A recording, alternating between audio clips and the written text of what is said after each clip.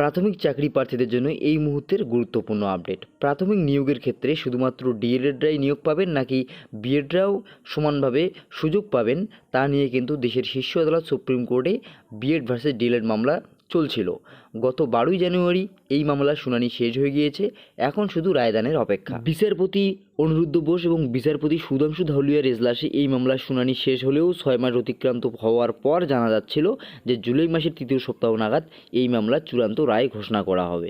এই মামলার দিকেই তাকিয়ে রয়েছে দেশের সকল প্রাইমারি চাকরি প্রার্থীরা। এমনকি রাজ্যে যে চলতি নিয়োগ প্রক্রিয়া চলছে 2014 এবং 17দের, সেক্ষেত্রেও দেখা যাচ্ছে যে ইন্টারভিউ দিয়েছেন বিএড এবং ডিএলএড উভয় প্রার্থীরা। এর পাশাপাশি 2022 স্টেটে যারা উত্তীর্ণ হয়ে রয়েছেন তাদের ক্ষেত্রে দেখা গিয়েছে 90,000-এরও বেশি রয়েছেন বিএড প্রার্থী এবং 50,000-এর কিছু বেশি প্রার্থী রয়েছেন ডিএলএড। সেক্ষেত্রে প্রাথমিক নিয়োগ প্রক্রিয়ার ক্ষেত্রে বিএড এবং ডিএলএড প্রার্থীরা সমানভাবে যোগ্য হবেন কিনা তা কিন্তু এই মামলার উপরই নির্ভর করছে। তবে সুপ্রিম কোর্টের শুনানি চলাকালীন বিচারপতি সুধাংশু ধাউলিয়ার একটি মন্তব্য এই বিএড ভার্সেস ডিএলএড নিয়ে, তা শুনে নিন।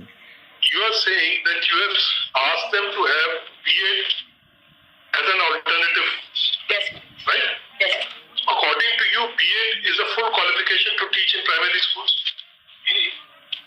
No, Manoj, that is why the bridge course has been prescribed. Yes. What is the use of this bridge course? Manoj, Which means BEd is not a qualification. Manoj, I am not getting into that argument that BEd is sufficient. To our mind also, BEd by itself per se is not sufficient. That is why bridge course So, is prescribed. you have deliberately put in a qualification which you know is not a qualification. তো বিচারপতি সুধাংশু ধাউলিয়ার মন্তব্য অনুযায়ী বিএডরা কিন্তু কোনোভাবেই D.El.Ed প্রার্থীদের মতো এই প্রাথমিকে নিয়োগ প্রক্রিয়ায় সরাসরি সুযোগ পেতে পারেন না, অর্থাৎ তাদের জন্য আবার ব্রিজ কোর্স করতে হয়। সেক্ষেত্রে কিন্তু ডিএলএডদেরই অগ্রাধিকার পাওয়ার সম্ভাবনা উঠে আসে।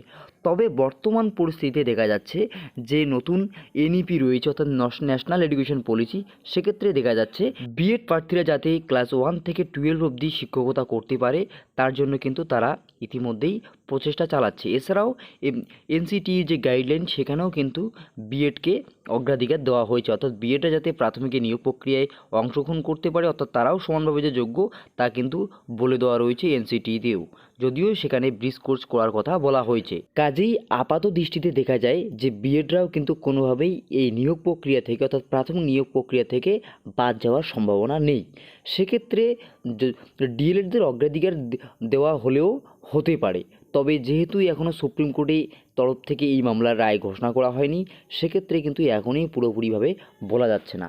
তবে এই বিষয়ে আপনাদের কি মতামত রয়েছে অবশ্যই কিন্তু কমেন্ট সেখানে কমেন্ট করে জানাবেন যে কারা অগ্রাধিকার পেতে পারে, অর্থাৎ কারা বেশি সুযোগ পেতে পারে। তবে এই বিএড ভার্সেস ডিএলএড মামলা যে চূড়ান্ত রায় ঘোষণা তা কিন্তু বিচারপতি অনিরুদ্ধ বোসের বেঞ্চেই দেওয়া হবে।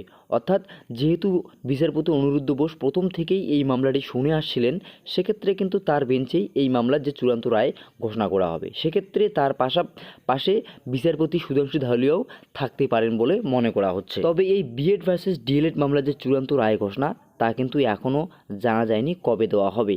জুলাই মাসের মধ্যেও দেওয়া হতে পারে, এমনকি আগস্ট মাসেও দেওয়া হতে পারে। তবে এই বিষয়ে এখনও বিস্তারিত আপডেট আসেনি। বিস্তারিত আপডেট আসলে অবশ্যই আপনাদের সাথে শেয়ার করে জানিয়ে দেওয়ার চেষ্টা করব। তো ভিডিওটি ইনফরমেটিভ মনে হলে অবশ্যই লাইক করে দেবেন, শেয়ার করে সবাইকে জানিয়ে দেবেন। ধন্যবাদ।